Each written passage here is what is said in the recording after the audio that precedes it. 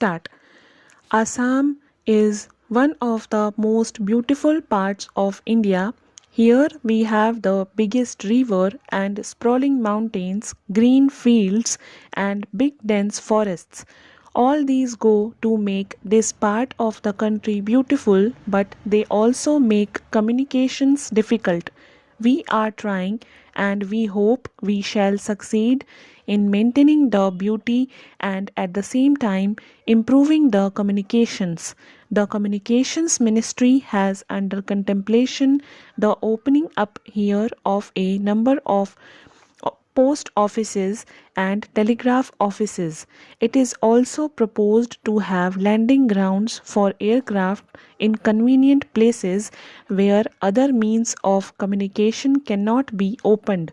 When the partition came more than 50 years ago, the country was in a very difficult position regarding food.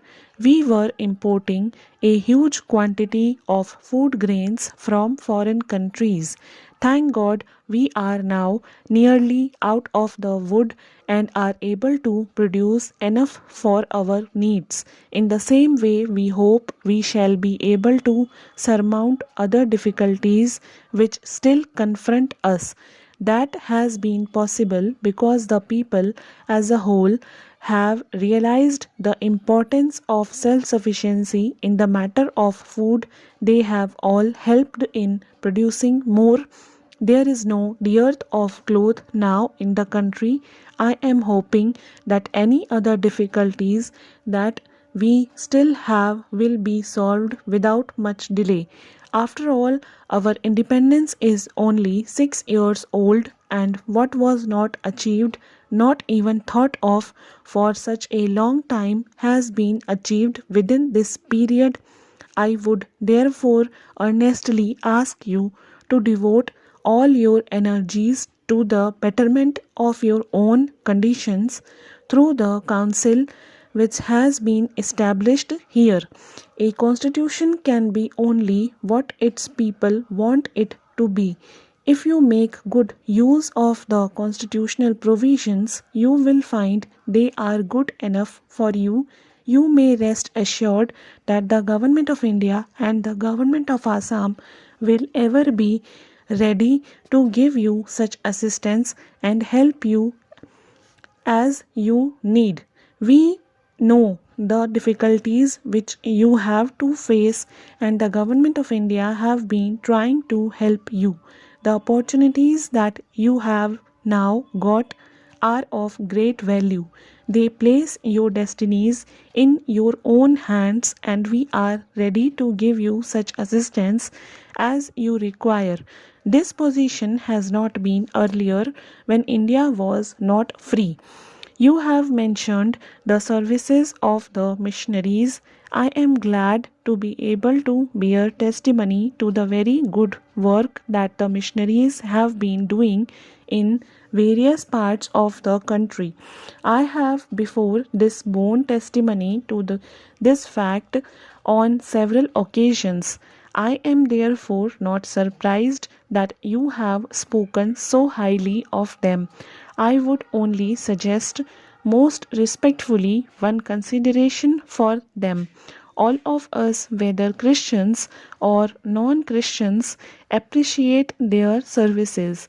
But as Mahatma Gandhi used to say, we would have appreciated their services all the more if they had not been conditioned by one thing and rendered purely out of love for you and not with a view to conversion. But that is a point which they have to consider. Our Gita tells us that our objective should be to serve, leaving the results in God's hands. It tells us not to hanker for results but only to serve. If the service had been rendered in that spirit, it would have been still more welcome. Our Constitution pledges itself to give freedom to every individual in the country to have any faith he likes.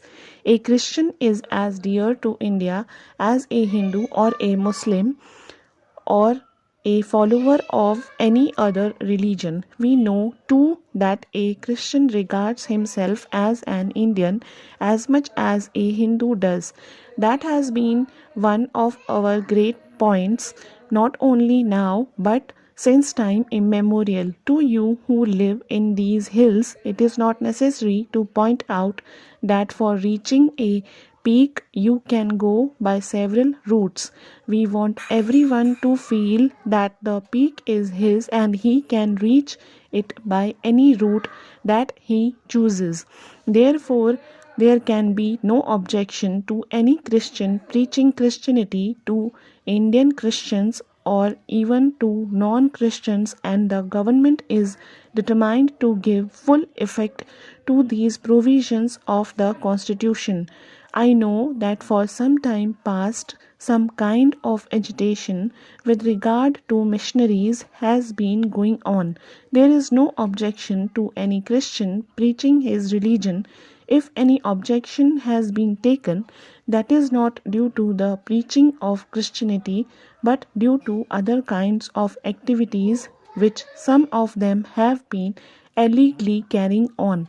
There is even less objection to any social service which anyone has to render to the people, but at the same time, we expect that those who come to our country for this purpose will confine their activities to preaching alone, and if that is done, there can be no difficulty whatsoever there. Stop.